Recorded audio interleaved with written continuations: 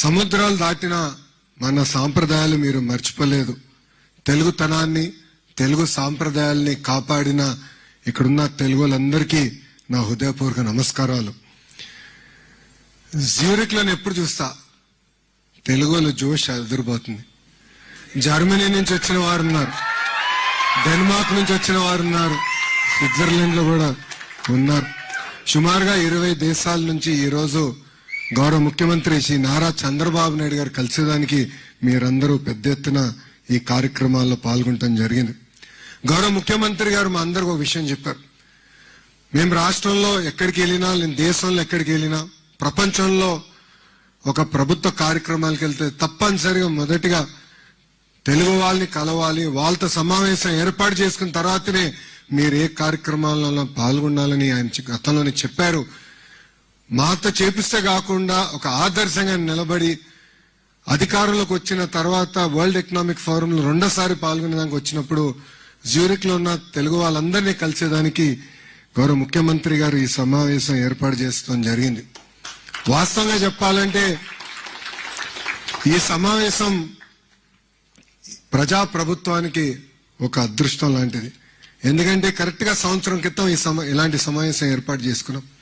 ఇప్పుడే రాము చెప్పినట్లు మనకు తెలీదు పెట్టుబడులు వస్తాయా, ఎలాంటి పరిస్థితులు ఉంటామని.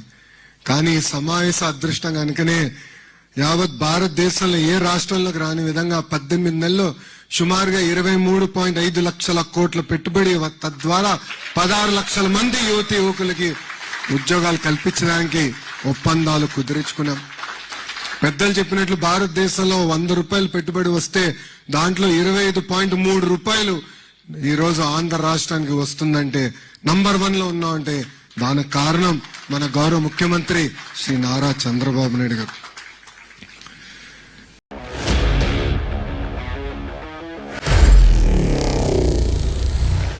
Honor Signatus, the biggest gated community in the heart of the city.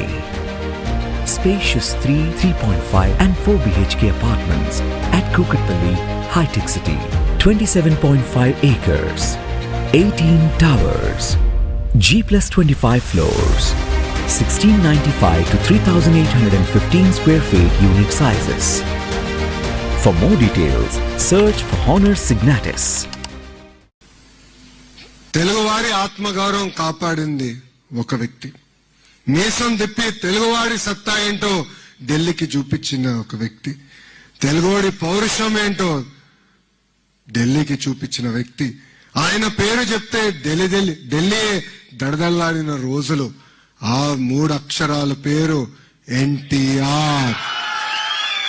విశ్వవిఖ్యాత నట సార్వభౌమ స్వర్గీయ నందమూరి తారక రామారావు గారు. ఆయన తెలుగుదేశం పార్టీ స్థాపించారు కనుకనే తెలుగు జాతికి గుర్తింపు వచ్చింది. గతంలో మనందరినీ మెద్రాసీలు అనేవారు. ఆ చరిత్ర తిరిగి రాసిన వ్యక్తి అన్న ఎన్టీఆర్.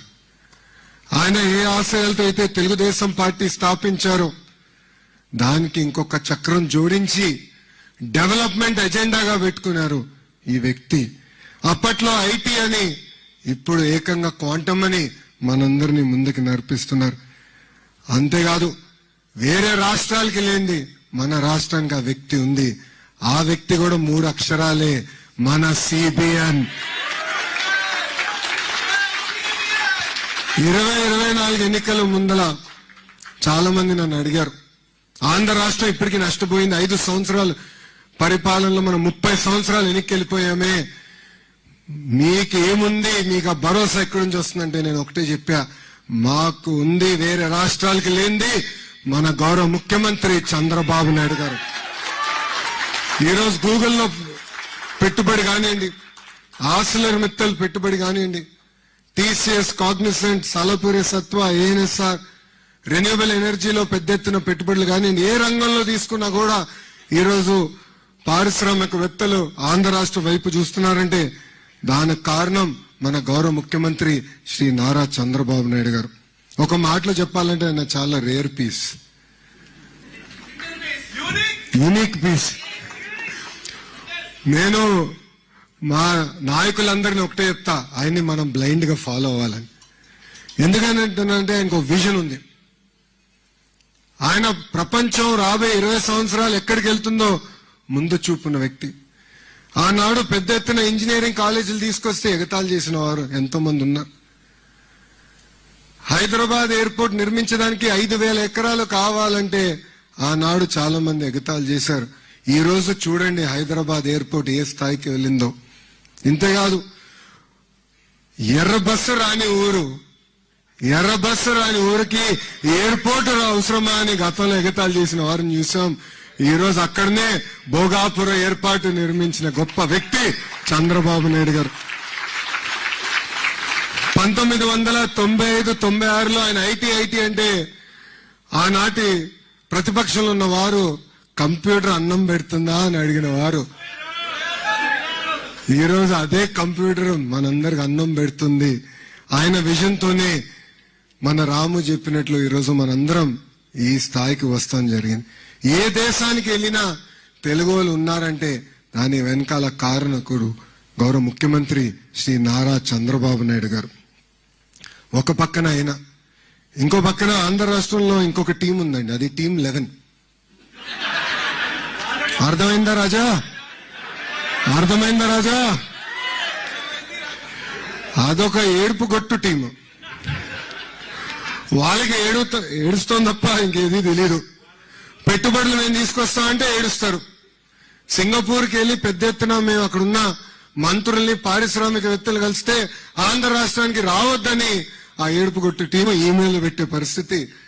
ఇంతేకాదు కొన్ని కంపెనీలు కలిస్తే వాళ్ళు కూడా ఈమెయిల్ పెడుతున్నారు ఆంధ్ర రాష్ట్రానికి రావద్దని. కానీ గౌరవ ముఖ్యమంత్రి చంద్రబాబు నాయుడు గారిని చూసి ఆ కంపెనీలు వస్తే మటు క్రెడిట్ తీసుకోవాలనుకుంటున్నారు. క్రెడిట్ చోరీ అంటారు. ఈ టీం 11 మోహన్ చూసి ఎవరైనా వస్తారా ఆంధ్ర రాష్ట్రానికి? వాళ్ళకి క్రెడిట్ ఇవ్వాలండి. కోడి కత్తికి క్రెడిట్ ఇవ్వాలి. బాబాయిని లేపేసిన క్రెడిట్ ఇవ్వాలి. తల్లిని చెల్లిని మెడబెట్టు బయటికి గెంటేసిన క్రెడిట్ ఈ ఏడుపుగొట్టు టీంకి ఇవ్వాలి మనందరం. అంతేకాదు ఒక్క వ్యక్తి బతికేదానికి 700 కోట్ల రూపాయలు ఖర్చు పెట్టి విశాఖపట్నంలో ప్యాలెస్ నిర్మించే క్రెడిట్ ఈ ఏడుపుగొట్టు టీంకి మనందరం ఇవ్వాలి. నాకన్నా మీకే బాగా తెలుసు రాబాయ్. గతంలో కోడిగుడ్డు మంత్రిని మీరు డావోస్కి ఎందుకు వెళ్ళలేదంటే అక్కడ చాలా చలిగా ఉంది, మేము డావోస్కి వెళ్ళలేమని చెప్పే పరిస్థితి మనందరం చూసాం. ఎంత చల్లగా ఉన్నా ఎంత వేడిగా ఉన్నా తెలుగోల కోసం అహర్నిశలు కష్టపడే ఏకైక వ్యక్తి గౌరవ ముఖ్యమంత్రి శ్రీ నారా చంద్రబాబు నాయుడు గారు. ఈరోజు నేను గర్వంగా చెప్తున్నా, మీరు వేదిక మీద చూడండి, ఆయన నాయకత్వంలో ఒక యంగ్ బ్రిగేడ్, యంగ్ టీం పనిచేస్తుంది. నేను ఎన్నోసార్లు చెప్పా, మా అందరికీ అదొక అదృష్టం. 5 దశాబ్దాలుగా ఆయన రాజకీయాలు ఉన్న వ్యక్తి, అన్ని చూసిన వ్యక్తి, ఒక అద్భుతమైన మెంటరింగ్ మా అందరికి వస్తుంది. నేను గతంలోనే చెప్పా, మేము అందరం మిసైల్ లాంటి వాళ్ళం, కానీ మిసైల్ కి GPS లేకపోతే చాలా ప్రమాదకరమైన పరిస్థితి. యంగ్స్టర్స్ వేదిక మీద ఉన్న ముగ్గురం మేము మిసైల్స్, గౌరవ ముఖ్యమంత్రి చంద్రబాబు నాయుడు గారే మా అందరికి GPS. అందుకే ఆయన నాయకత్వంలో మేము పనిచేస్తూ ఈగోలు లేవు, ఎలాంటి ఫీలింగ్ లేవు, ఒకే ఒక లక్ష్యం. ఆయన ఏ విజన్ అయితే రూపొందించారో అది సాధించేదానికి మేమందరం అహర్నిశలు కష్టపడుతున్నాం. ఈరోజు వాస్తవంగా చెప్పాలంటే చాలా మంది నన్ను అడిగారు ఆంధ్ర రాష్ట్రానికి ఎందుకు రావాలని. వాళ్ళకి నేను 3 కారణాలు ఇస్తా. మొదటిది బ్రాండ్ CBN. 5 దశాబ్దాల అనుభవం నాయకుడు గౌరవ ముఖ్యమంత్రి శ్రీ నారా చంద్రబాబు నాయుడు గారు ఎన్నో పాలసీస్ తీసుకొచ్చారు. It stood the test of time and politics. అందుకే రండి పెట్టుబడులు పెట్టండి అన్నాం. రెండోది స్పీడ్ ఆఫ్ డూయింగ్ బిజినెస్. ఒక జూమ్ కాల్ అనండి, ఒక వాట్సాప్ మెసేజ్ అనండి, అహర్నిశలు పారిశ్రామికవేత్తలకు అందుబాటులో ఉంటూ వాళ్ళకి ఎలాంటి సమస్య లేకుండా ఈ పెట్టుబడులన్నీ గ్రౌండ్ చేసే లక్ష్యంతో నాతో పాటు మన TG భరత్ గారు పనిచేస్తున్నారు. ఆ స్పీడ్ ఆఫ్ డూయింగ్ బిజినెస్ వల్లనే ఈరోజు పెద్ద ఎత్తున ఆంధ్ర రాష్ట్రానికి పెట్టుబడులు వస్తున్నాయి. మూడోది డబుల్ ఇంజిన్ సర్కార్. భారతదేశంలో ఎన్నో డబుల్ ఇంజిన్ సర్కారులు ఉన్నాయి, కానీ కేవలం ఒకే ఒక ఆంధ్ర రాష్ట్రంలో డబుల్ ఇంజిన్ బుల్లెట్ ట్రైన్ సర్కార్ ఉంది. ఢిల్లీలో గౌరవ ప్రధానమంత్రి నరేంద్ర మోడీ గారి నాయకత్వంలో ఆంధ్ర రాష్ట్రంలో గౌరవ ముఖ్యమంత్రి శ్రీ నారా చంద్రబాబు నాయుడు గారు ఒక పక్కన, ఇంకో పక్కన నాకు అన్న సమానమైన పవన్ అన్న, ముగ్గురు కలిసికట్టుగా ఆంధ్ర రాష్ట్రాన్ని ముందలు తీసుకెళ్తున్నారు ఒకే ఒక లక్ష్యంతో. ఇప్పటికీ చాలా నష్టపోయాం. ఆంధ్ర రాష్ట్ర విభజన జరిగి ఇప్పటికీ 12 సంవత్సరాలు అయింది. ఇంకా ఆ విభజనలో మనం పడుతున్న ఇబ్బందులకి ఇప్పుడు కూడా మనం ఎదుర్కొంటున్నాం. ముందరికి వెళ్లాలనే లక్ష్యంతో ముగ్గురు కలిసికట్టుగా వచ్చి ఈ రోజు ఆంధ్ర రాష్ట్రాన్ని ముందలు తీసుకెళ్తున్నారు. విశాఖ ఉక్కుని కాపాడుకున్నాం. విశాఖ రైల్వే జోన్ ఏర్పాటు చేసుకున్నాం. తొందరలో కర్నూలులో కూడా హైకోర్టు బెంచ్ ఏర్పాటు చేయబోతున్నాం. పోలవరం పనులు కూడా పెద్ద ఎత్తున పరిగెత్తిస్తున్నాం. ఆగిపోయిన అమరావతి పనులు కూడా మీరందరూ చూస్తుంటారు ఎంత స్పీడ్ గా ఈరోజు పరిగెత్తిస్తున్నారు. వాస్తవంగా చెప్పాలంటే రాష్ట్రానికి అవసరమైన ఆక్సిజన్ గౌరవ ప్రధానమంత్రి శ్రీ నరేంద్ర మోడీ గారు మనకి ఈరోజు అందిస్తున్నారు. ఇక్కడున్న తెలుగు జాతి మొత్తం మనం ఒక విషయం ఆలోచించాలి. ప్రభుత్వం కొనసాగింపు అనేది చాలా చాలా అవసరం. ఇప్పుడే రాము అన్నట్లు కష్టకాలాల్లో గౌరవ ముఖ్యమంత్రి చంద్రబాబు నాయుడు గారు గుర్తొస్తారు. ఆయన అన్ని సెట్ చేసిన తర్వాత మళ్ళీ ఎక్స్పెరిమెంట్ చేయాలన్న ఆలోచన మనకు వస్తుంది. దానివల్ల మనందరం ఎంత నష్టపోయామో చూసాం. 5 సంవత్సరాలు మన పరువు పోయింది. మనందరం కలిసికట్టుగా పనిచేయాలి. ఈరోజు గుజరాత్ ని చూడండి, 5-6 టర్మ్లు కంటిన్యూస్ గా ఒకే ఒక్క ప్రభుత్వం వస్తుంది కనుక వాళ్ళు ఎంత స్పీడ్ గా ముందరగలుగుతున్నారు. మొన్నటి వరకు ఒరిస్సాలో కూడా చూసాం. నవీన్ పట్నాయక్ గారి నాయకత్వంలో వాళ్ళు కూడా ఎంత అభివృద్ధి చెందారు. సో ఆంధ్ర రాష్ట్రంలో కూడా ప్రభుత్వం కొనసాగింపు అనేది చాలా చాలా అవసరం. దాంట్లో మనందరం భాగస్వామ్యం అవ్వాలని ఈ సభాముఖంగా నేను మిమ్మల్ని అందరినీ కోరుకుంటున్నా. ఇది మన ప్రభుత్వం. We are not perfect. మేము మనుషులమే. 10 నిర్ణయాలు తీసుకుంటాం, 3 తప్పు అవుతుంది. 3 తప్పు నిర్ణయాలు అనిపిస్తే తెలియజేయాల్సిన బాధ్యత ఇక్కడున్న మీ అందరి పైన ఉంది. సరిదిద్దుకోవాల్సిన బాధ్యత వేదిక పైన ఉన్న మా అందరి పైన ఉంది.